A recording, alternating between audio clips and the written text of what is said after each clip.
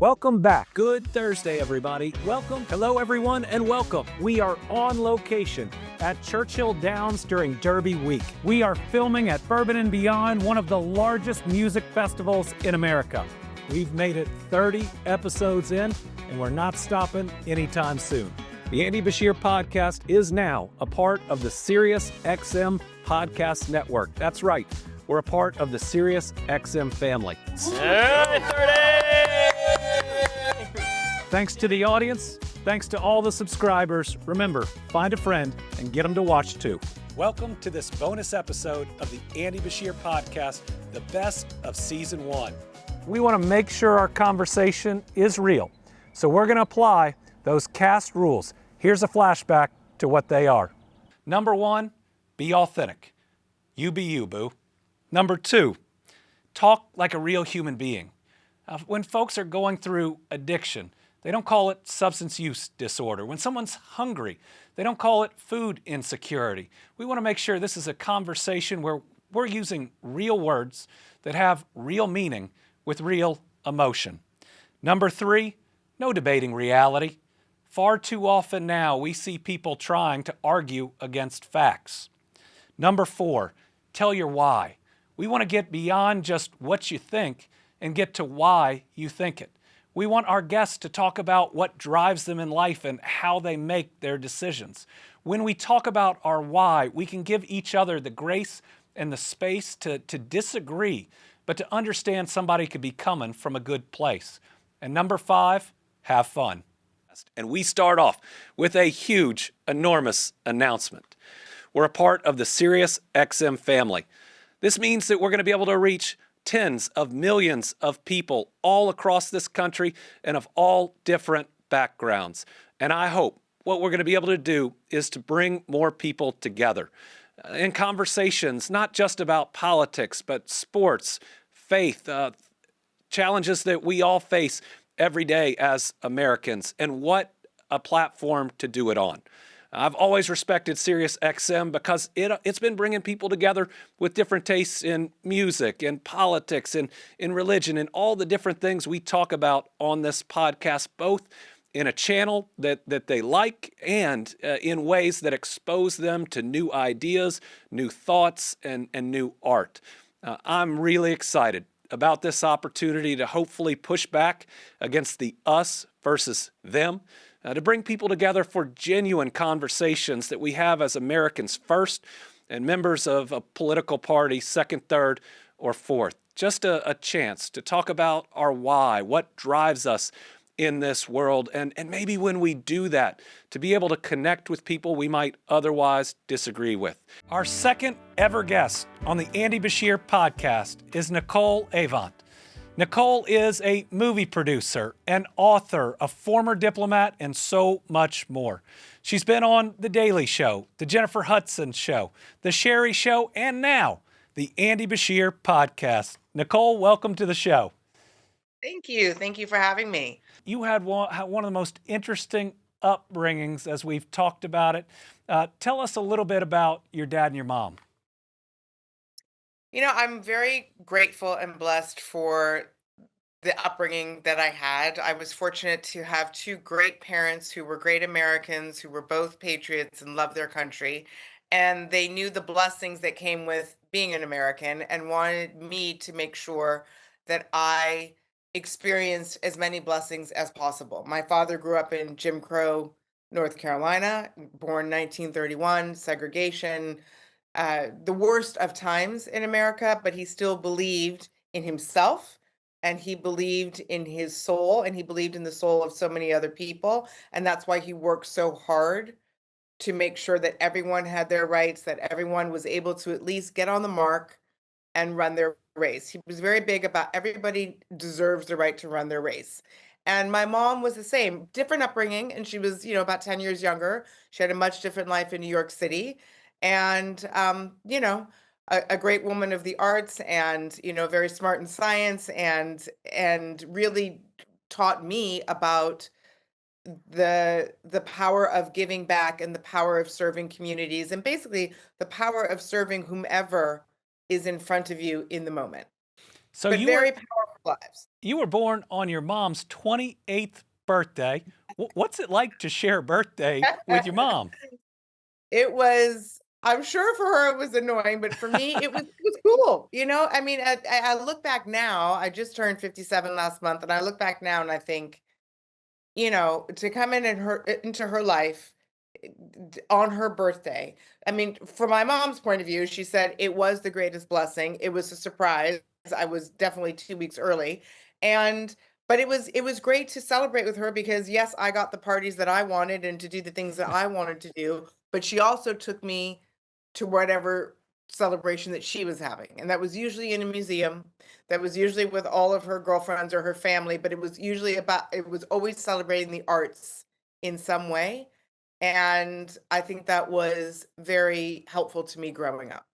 Well, and your dad, Clarence, was the chairman of Motown Records. That must have Mhm. been really interesting. Folks that would come through your house or you'd see on an everyday basis. It was great. I mean, and that even came, Governor late in his life, and that was such a great blessing and almost a cherry on top of everything. But yeah, he started in the record business. He had started in the 60s, and he had managed, everybody R&B acts and classical acts, and started in jazz, and all of those people came through my childhood home. And but he also was a businessman and sports agent. So all these wonderful people uh you know taught me a lot of things. So let me ask you, who was the funniest person that Uh, would come through your home that you would look forward to seeing when they were in town? no one has asked me that question. I would say the funniest person was actually Muhammad Ali. He A was act Kentuckian. he Muhammad Ali was he loved magic tricks. So he'd love to do these magic tricks and throw me off all the time. And to watch him giggle, he had a silent giggle. But I always found him so funny because he'd love to just trip people up with his magic. And he got such a kick out of it. And I always remember laughing when he was in the house, always smiling and laughing when he was in the house. So your parents were also into politics, out Yes. there supporting folks. Tell me a little bit about growing up in a political family. That's something I know a little bit about.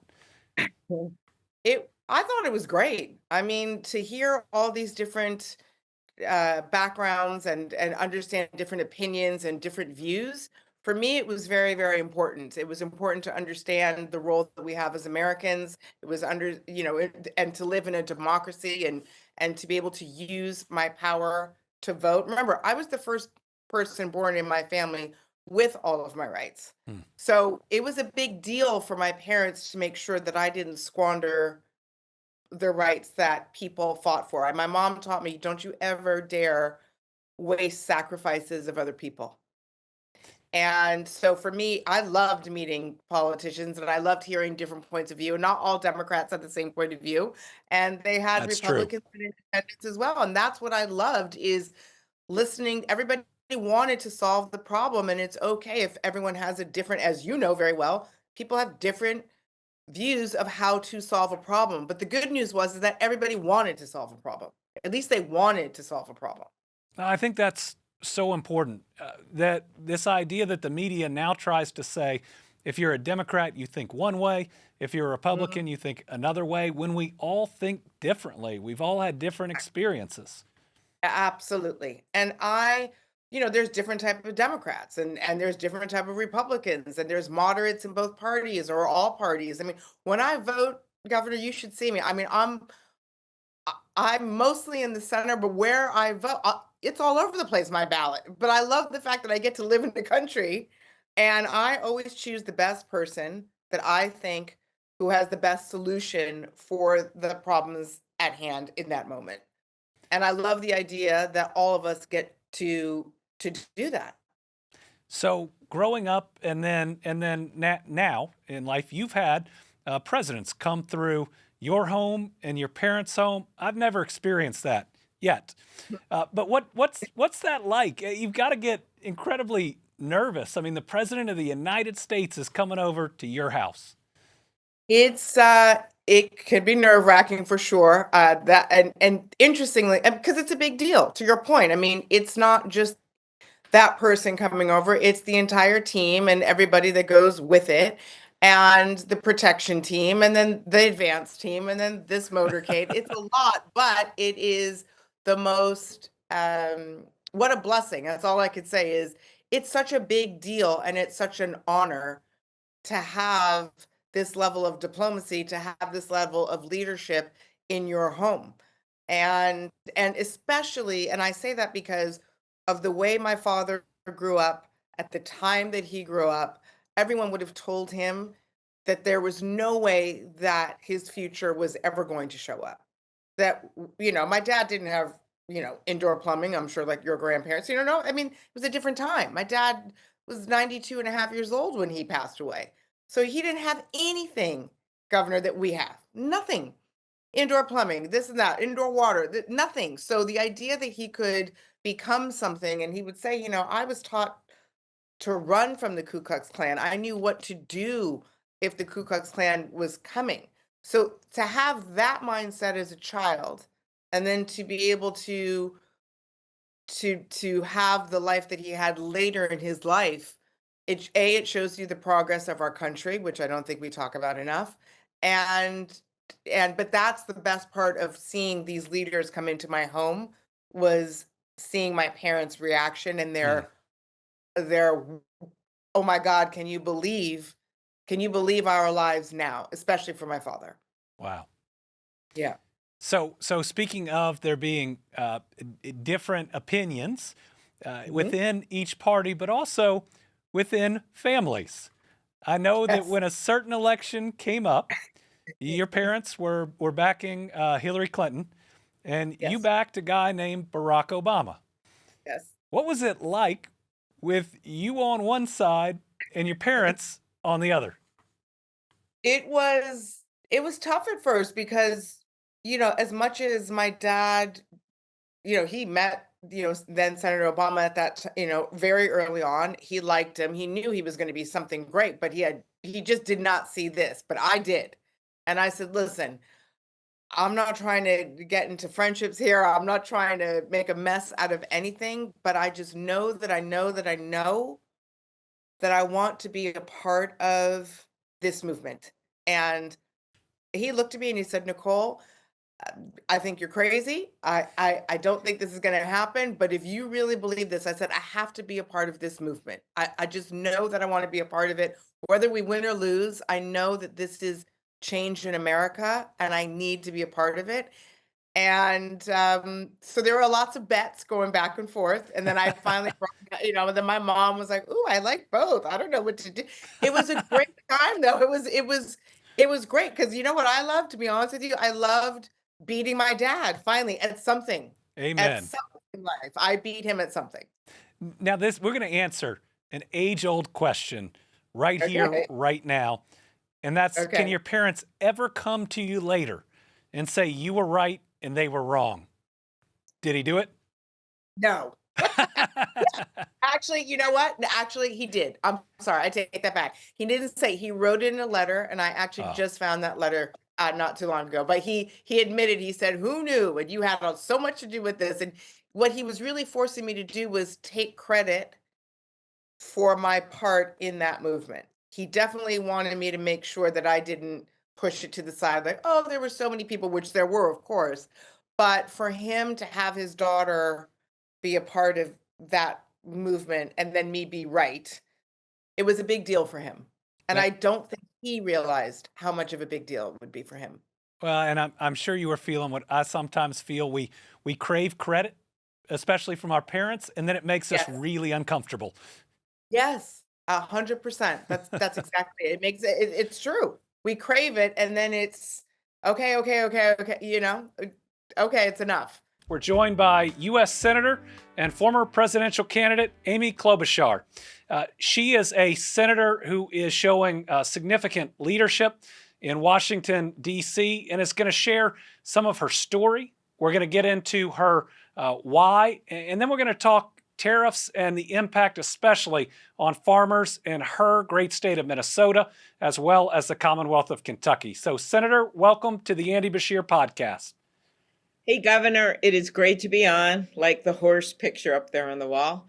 And it is, I'm a big fan of yours, and I'm excited to be on to talk on your new podcast. So thanks for having me. Grateful you said yes, and grateful for your support throughout my political career. I know supported me in a number of different races. So very excited to have a friend on the podcast.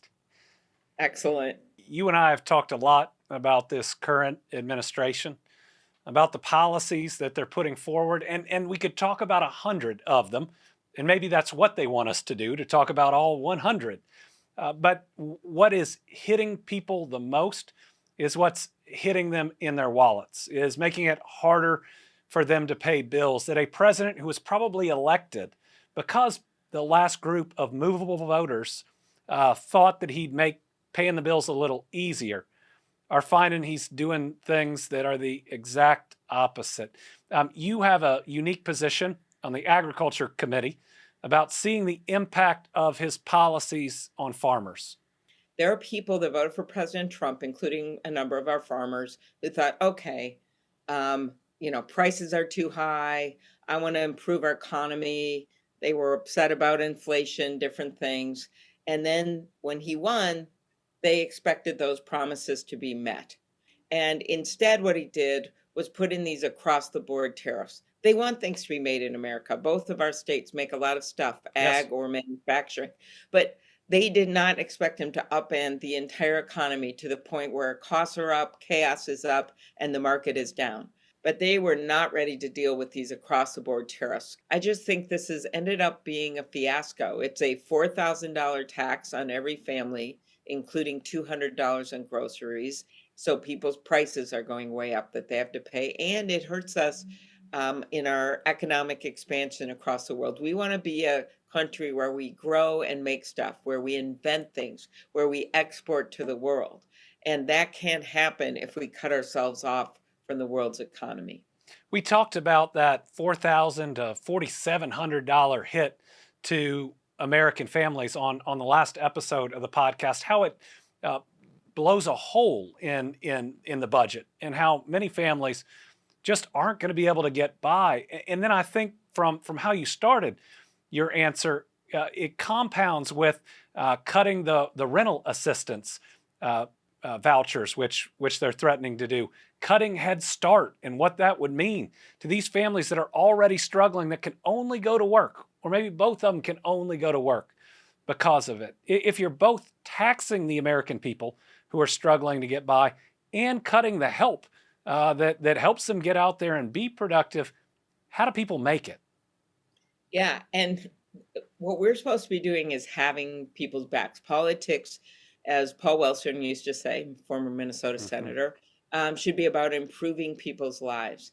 And when I look at what they're proposing right now in Congress, which just should drive all the governors nuts, because what they're proposing, I'm all for keeping in place tax cuts for people making under $400,000. So let's start with that. However, they're proposing more tax cuts for the wealthiest, $50 million for every billionaire. What they are proposing right now would total $37 trillion in debt over 30 years. And $25 trillion of it is for the people making over $400,000 and the big companies and the like. And so instead of using that money to pay down the debt and do something on the deficit, instead of using that money to make private sector incentives for more housing or childcare, instead of using it, as you've pointed out, to make sure people can buy their groceries, or make sure that their grandma or their mom is being able to stay in assisted living through Medicaid and retire with dignity. Half the people in this country, that's how they retire. When they're in assisted living, that's paid for by Medicaid. They are messing around with the very fabric of life that guarantees that people have dignity in their retirement, that they keep the benefits that they earned, and that they're able to work hard and make a living and support their family. I'm actually just shocked at how far he's gone with this. And I'm someone that works, as you know, with Republicans. 2 Congress ago, I was number 1 for bipartisan bills, number 3 for getting them passed into law. Okay, Grassley beat me. But I actually believe that you can get things done with Republicans, but this has been so destructive of our economic moorings in this country that I'm just getting more and more worried every day if he doesn't pull this back. Our guest this week on the Andy Beshear Podcast is Senator Chris Coons from the great state of Delaware. Senator, welcome to the podcast. Thank you, Governor. And yes, it is the great state of Delaware, not a commonwealth like Kentucky.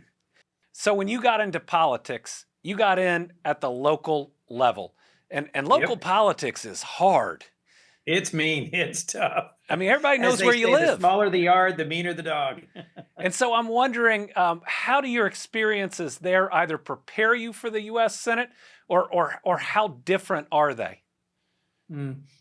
Well, so in between the nonprofit work I did and going into local government, I spent 8 years for a global manufacturing company that's headquartered here in Delaware. And I gradually got more involved, more engaged in the Democratic Party here in Delaware, and was recruited to run for county council president, partly because there was a real ethics meltdown going on in county government. And my master's in Div School really focused on ethics. And I had worked as an ethics officer, ethics trainer for the company I worked for on county council when I was county council president. I wrote a new ethics code and was involved in a number of public integrity and ethics issues. I represented 500,000 people, and our county here, Newcastle County, is mostly unincorporated. So the county government provides police, fire, paramedics, land use, sewer, zoning, housing, libraries for about 400,000 people. And it was a very challenging environment, great learning opportunity. My wife and I had infant twins who were born in 99. I was elected in 2000, and our youngest child was born in 2001. So as a brand new county council president with one staff person representing roughly 500,000 people. With 3 kids. I had 3 kids under 2 years old, and I had 2 full-time jobs because I was still in-house lawyer for that manufacturing company. It was crazy. I barely remember the first 4 years I was elected. But to your point, representing local government in the community where I grew up was both wonderful because I had a chance to really have an impact on the people I'd grown up with, and to have an impact on housing and libraries and paramedic and police response time and disaster preparedness and all that stuff. But you know people, and they know you, and they know how to get you, and they know your mom, and they know your brother-in-law, and they know you. And that's what's great about local government, and that's what's hard about local government. Brittany and I also had our 2 kids within a year and 3 days as we were trying to build out at least my professional career. And I'd also say I know what it's like when people try to lobby your parents about your decisions. So you got to follow Joe Biden in this Senate seat. And that had to be pretty special, but also I have to think that you thought a lot about getting into it because Joe Biden was seemingly the U.S. Senator from Delaware since the founding of the country. At least since Kentucky became a commonwealth. 1792. Yeah. Joe had been senator from Delaware for 36 years and was an institution. Everybody has Joe Biden stories here. I mean, Delaware is just 1 million people. And I routinely still run into people who volunteered on his first campaign in 72. In fact, the person who was my secretary when I was county executive in 2010 had been Joe Biden's secretary his very first year as a practicing lawyer. So I remember President Biden came in after our 2022 floods and showed such kindness to the people of Kentucky who'd been through so much. We were waiting to have this event in one of our elementary schools, and he was telling stories to some of the teachers backstage. And I'll never forget, he told the story of how he was convinced to run for U.S. Senator. All of these statesmen and women had brought him in and told him about all the history, and then asked him to run. And then he turned to me and he said, "What got you to run for governor?" And I said, "Mr. President, My pollster said I was Kentucky's Luke Skywalker. I was our last and only hope. Did you have one of those stories, I guess, that got you in at the very beginning, that recruiting? Well, I'll tell you, one of the things Joe Biden said to me when I told him I was going to run for county council president was he said, everybody who comes to meet with me talking about running for office, they all know what they're running for. He said, I want to hear what you're willing to lose your office over, what you're willing to lose an election over. What are your core principles? What are the things that you're not willing to compromise on? And we had a long conversation about the importance of family, of faith, of respecting constituents of all backgrounds, of not getting too far either way in terms of being partisan, and of remembering and respecting the people of Delaware. When his son, Attorney General Beau Biden, decided not to run late in the 2010 cycle, and then Vice President Biden called me and said, I'd really like you to run for my seat. I said to him, it's an uphill climb, and you know that. And he said, yes, and I'm convinced you're the only one who can win. And you can win because I've seen you speak, I've seen you preach, I've watched how you've conducted yourself as county executive, and I think people have come to see you as a person of integrity and who can lead and make tough decisions and who isn't too partisan. I think you said something so important in that answer, and that's some things are worth losing over. And the moment that you don't have that principle that's worth losing over, you've either lost yourself or you've lost what the job is supposed to be about. One of the things I've admired about you, Governor, and your record in Kentucky, you're elected in a deep red state. I know both your senators and your congressional delegation is significantly to the right of you. Yet my impression is you all have worked well together to deliver resources to help address flooding and tornadoes, to help rebuild bridges, and to help invest in combating addiction and overcoming the opioid crisis.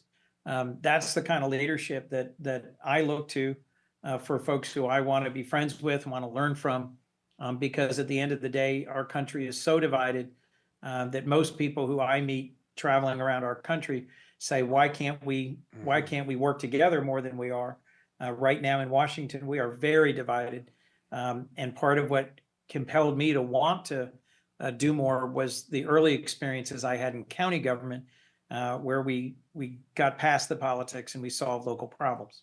We are always reminded of our humanity, and that it's not Democrat or Republican in the midst of very trying times, after natural disasters, facing the deaths of so many of our family and friends due to the opioid epidemic. You're right.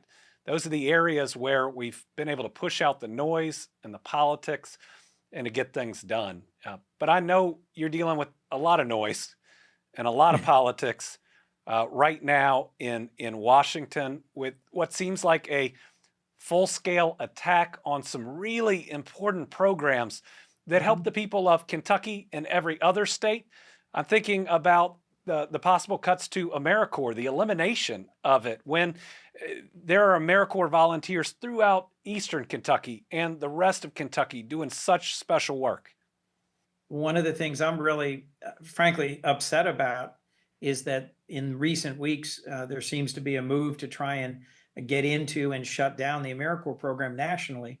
Everybody who was involved in direct response to natural disasters in the AmeriCorps NCCC program has just been laid off. They've just been relieved of their opportunities to serve.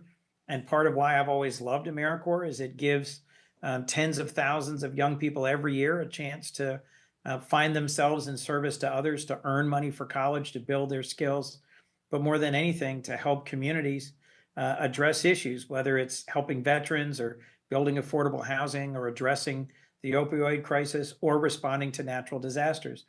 To cut that off, this bipartisan program that's enjoyed support for decades, I think is cruel and frankly wasteful, and it destroys part of what brings us together and helps make us special as Americans, that centuries-old commitment to volunteerism and to service in our communities. And it's hard to know where it comes from because AmeriCorps touches all of those core needs of our families that they don't view as partisan, the education of their children, safety in their communities, the responding and recovering from those natural disasters, healthcare in some rural areas where you might not otherwise get it. This is going to have serious impacts on people of all parties, but especially in rural areas of America, and regardless of how they voted, it's going to hurt.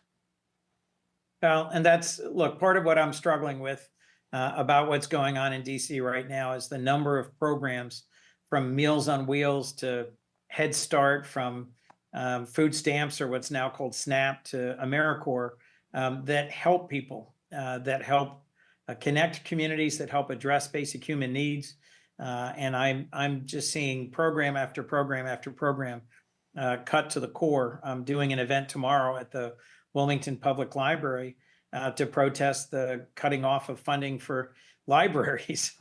Cutting that off just strikes me as cruel. I know that it hurts you as a senator who is sworn to uphold the Constitution, but also as a person of faith. And so many of the teachings in our Bible seem to be impacted negatively by these actions. You think about the fishes and the loaves and cutting SNAP benefits. You think about the parable of the Good Samaritan, picking up that person who's different from you and not kicking them while you're down. So our first guest on this special Derby episode of the Andy Beshear Podcast is Kenny McPeak. Kenny was the winner not just of last year's Kentucky Derby, but of Kentucky Oaks as well. That's the first time that's been done since 1952. It's only been done several times in our history. Kenny, welcome to the Andy Beshear Podcast. Thanks for having me. What's it like to dominate Derby weekend? A lot of fun, a whole lot of fun. You know, we put years and years of hard work into all this, and it's so hard. I mean, and for both these horses to accomplish what they accomplished, to help us accomplish. I mean, it's really about the horses. Really neat thing. And so, since you're here, I don't know if you remember, but I told you, I said, one day you're going to hand you that trophy. Yes, you did. Yes, you did. I believe in channeling things. I think that if you focus in on something and you believe you're going to do it, you can do it. And for whatever reason, I always knew you would do that. Thank you. So Torpedo Anna for the Kentucky Oaks, and Mystic Dan for the Derby, and you were pretty confident about both of them. I remember seeing you saying, we're going to win the Oaks. Well, she was a filly that she is so big and strong. And I actually had one reporter ask me, I mean, what do you think of your chances? And I said, all I know is they better bring a bear because I'm bringing it Grizzly. Wow. And they've nicknamed her the Grizzly since then. How many horses have you had like that where you are so confident even going into such a big race? Not that many. Yeah, but she helps you exude confidence. And she's in again this weekend. So Friday's a big day for her, and she gets to show off her talents here. Hopefully she gets it done. But, you know, that she's a rare one. A modest pedigreed horse, but just on the physical, just an amazingly well-made filly, a great mind on her. And, you know, like a world-class athlete that she is, I mean, she does things easily. So John Rabinowitz is joining me for my next guest, Charlie O'Connor, who is Director of Sales at Coolmore America, one of the largest thoroughbred operations in the country. And they are home to the two living Triple Crown winners, American Pharoah and Justify. Charlie, welcome to the podcast. Thank you very much, Andy. It's a pleasure to be here. But in seriousness, you work inside this industry where you take and you train these horses. You try to pick the one that could be that next Kentucky Derby winner. Tell us a little bit about that. Tell the listeners, you know, what it's like to constantly be looking for that next amazing athlete. You know, we're in this business and we love horses, and it starts off with the foaling season, which is one of the nicest times of the year. It's in the spring in Kentucky, and when you can't wait when you hear that your mare foaled last night. You can't wait to go up and look what the foal looks like, and then to see that foal progress during the summer, and then to see it being weaned off his mother Then the next stage is he grows into be a nice yearling. And you're looking at these animals constantly to see how they're performing and how they're progressing and turning in. Then the time is to pick a trainer. And we've been very fortunate that in Coolmore at home, we have Aidan O'Brien, who trains most of our horses. You want to get what you feel is the best trainer possibly for your horse. Charlie, as you know, we host these big guests at Keeneland and here at Churchill Downs. And one of the questions we get asked all the time is, how does the trainer pick the jockey? The trainer tries to have a relationship with a jockey, but then there's a jockey's agent, and he's there trying to pick the best mounts for his jockey because that's his job. But the trainer wants to build up a relationship and wants him to ride a lot of his horses. So it's a tricky So the job for trainer these- and the agent are fighting over the jockey's time, Correct. and I'm guessing compensation. Correct. And it can be nasty.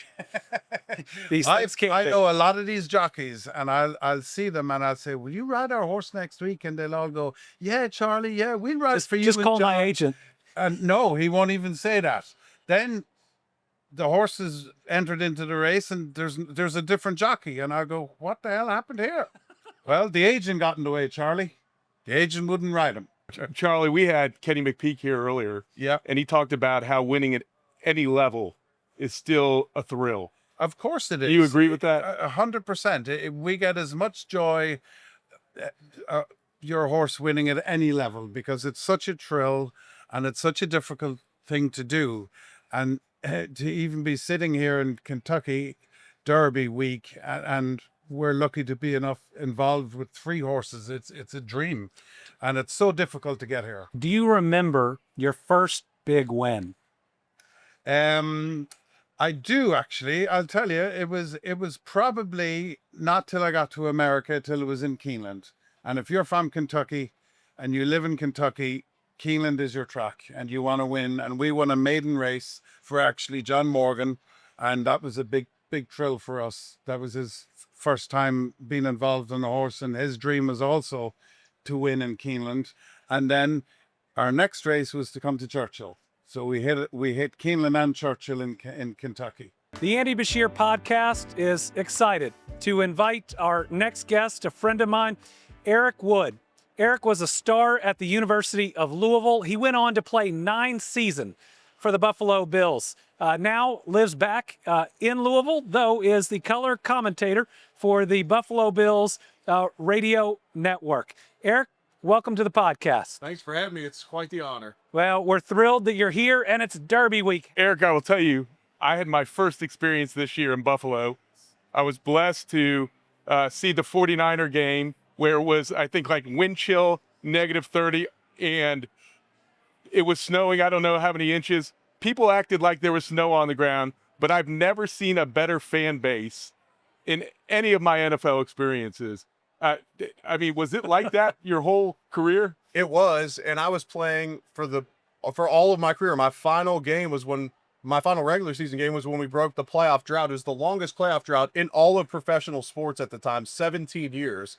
And this fan base still stuck behind us. We'd be pulling into a game for a December game when we're already eliminated from the playoffs. Oh, wow. And here's all the fans in the parking lot with their little garbage cans. Yeah, garbage can bonfires, their shots on a ski. Jim Kelly jerseys, Thurman Thomas jerseys. Absolutely. Now they're all Josh Allen jerseys, but at the time it was, the 90s Bills jerseys. But it's an incredible, passionate fan base that makes it a lot of fun to play for. So 9 years playing, and then moved over pretty quickly into the broadcast moves. And tell us about that. Yeah, so for an offensive lineman that didn't play in a very big market, you got to transition into the media world quick if you want to get in. So fortunately, I had been great to the guys that had covered our team for years on a national level and local level. Many of them reached out and said, hey, if we can ever do anything, let me know. A couple guys like Ian Rappaport and Mike Silver, they connected me with their agent, and they were able to get me over with Fox first, then ESPN. And then ultimately, I've settled in on this Bills radio gig. And I grew up in Cincinnati. Dave Lapham's been calling games on the radio for about 30 I mean, you're a huge Bengal fan. I am. So about 35 years, and I always Wow. wondered, why did Dave do this all these years? Because it's fun. Yeah. Because it's fun to be around a team. We're allowed to talk about them. We're allowed to cheer for them during the game.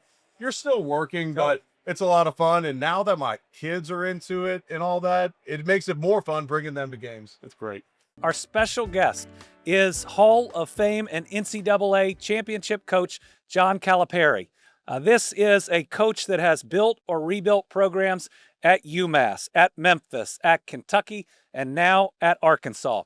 About half of the current NBA rosters have played for him, and he is an all-around great guy where I got to see his compassion and empathy really at play, especially after natural disasters. He's become a great friend. I look forward to this conversation where we'll start with his upbringing, move into basketball, and then talk about leadership, because this man knows a lot about leadership. Coach, welcome to the Andy Beshear Podcast. Governor, you know I wasn't turning this down. The chance to sit with you. We traveled the state a little bit together, didn't we? We did. We traveled the state during tough times, but then we traveled the state during some good times too. We did. It's a pleasure to be here with you. Tell me, most coaches have this great story of sacrifice, especially when they started, how they got in on the ground level, what that's like in your very first year that you're trying to break through.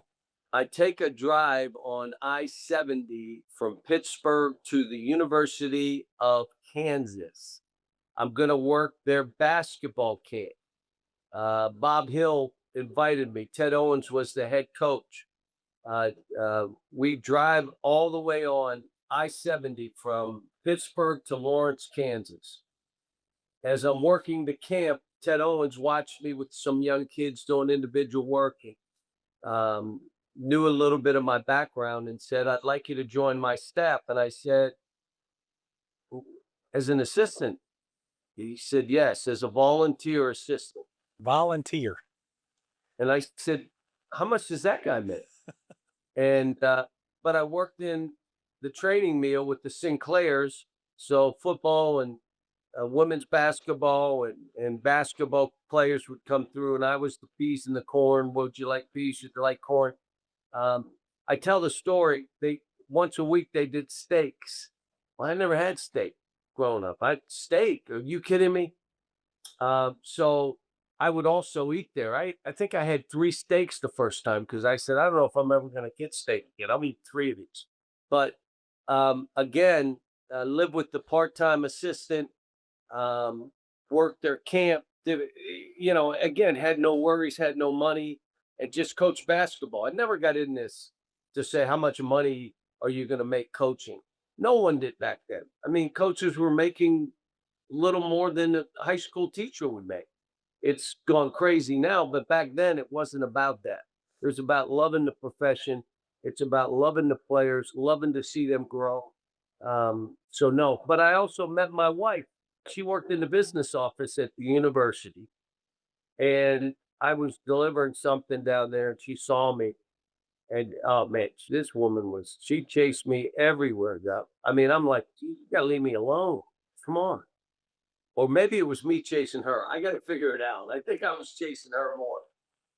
Yeah, that sounds about right. Knowing your wife, but you were a lucky man. Did your mom ever call you having served ice cream in her cafeteria? Now that you're at Kansas, serving some of the players before you get your own, and talk to you about it. My mom used to call and used to say, "How do you do this? Oh yeah, I can't believe you're not nervous. I mean, this is crazy what you're doing. I can't even watch the games." But she was like your mom, Mama yes. Bear, would you say? Oh yes. I remember when I said, guys, I think I want to run for office. And she looked at me and said, no. and then we worked through it after that. But it's that love of a mom and wanting to protect you. It's a pretty special thing that I wouldn't trade for anything. Coach, when was that first moment where you said, I could be really good at this? That first moment that you had that said, I can be a top tier coach? First of all, my first year at UMass, we gave up 100 points, I think 14 times. We were the worst defensive team in my first year. I called Rick Barnes, who's a good friend, and I said, Rick, what do I do? And he asked, what would you say? I don't know if we jumped off. What would you tell me you demand? What do you work on? What are your defensive principles? So I tried to give them like 20 things. Too many. Too many. Give me 4. And from that point, ball pressure, gaps, don't give them lanes. Get around the post and get off on the weak side. And to this day, that's basically the premise of our defense. And from that conversation, the next year we got better, the next year we got better, the next year. My first year, I was trying to do drills, which I had learned that didn't even fit how we were playing. But if you came in and watched us, you'd say, wow, he runs good drills. Just didn't fit. So you learn as you go on this. And if you don't fail, if you don't take a spill or two, I got fired by the Nets. If you don't have stuff like that to let you know you're going to be fine, it's hard to not worry about result, worry about your team getting better, worry about the process, worry about loving every day in practice. The result will take care of itself. Well, when you're so concerned with the result, it's hard to really get your team better. The idea of it's hard to win if you're afraid of losing. We call it winning and learning. Just learn from it and march on. I want to see when things go bad, what kind of leader is that coach now? It's easy when you're winning every game, but when things go wrong, in your position, I've seen you when COVID hit our state. I watched you. I saw what you did. When some of the biggest disasters that this state has ever faced has been with you as governor. And now, well, what do we jump under the covers? Do we blame? Or do we just go out, let's get something done? And it may not be everything we want to do, but we're going to do something and we're going to get started. I think in coaching, things go bad. Do you blame or do you take responsibility? Does your team splinter? And if they do splinter and start blaming each other, it tells a lot about your leadership. If they come together as things get crazy and they get better and tighter, talks about leadership. Leadership in these jobs is how do I help? How do I move? How do I influence? What do I do that this state or city or university needs from me, the students? Ellen and I did something for the students in education, knowing the loans that those kids had, which was incredible. We talked to the dean of the School of Education, and say, how can we help? And so it's, the federal workers. Do you remember when they laid off the federal workers in Lexington? Oh, I do. And Ellen said, how do we help? And I said, look, I think we gave grants to each of them that wanted to come and, we did stuff with Kroger. We did stuff. I mean, that position I held and the one I have now really carries weight in those states. You've done things that no one knows that you did. This new jacket, slay. The Andy Beshear Podcast, we're not saying slay. We are fire, and there's no sus here. And no matter what's said on the podcast, we respond either facts or cap. Did we do it for the plot? Thank you all for tuning in to the Andy Beshear Podcast. We'll see you this coming Thursday with our next episode. But I hope you've enjoyed learning how to get really excited about something. Maybe it's like that golf clap that we learned and saying, clock it. And that's a wrap on this episode of the Andy Beshear Podcast. Remember, you can listen to us on the Progress channel as well as download us on the SiriusXM app or anywhere you get your podcasts. But we really would encourage you, head over to YouTube at Andy Beshear Podcast, subscribe, and even leave some comments. We want to hear from you. Thanks for listening to Andy Beshear Presents the Best of Season 1. We hope you'll stick with us. There are great episodes to come. And as always, remember, you can download us on all major platforms, but also subscribe to our YouTube channel at Andy Beshear Podcast. Cloudless skies in the midst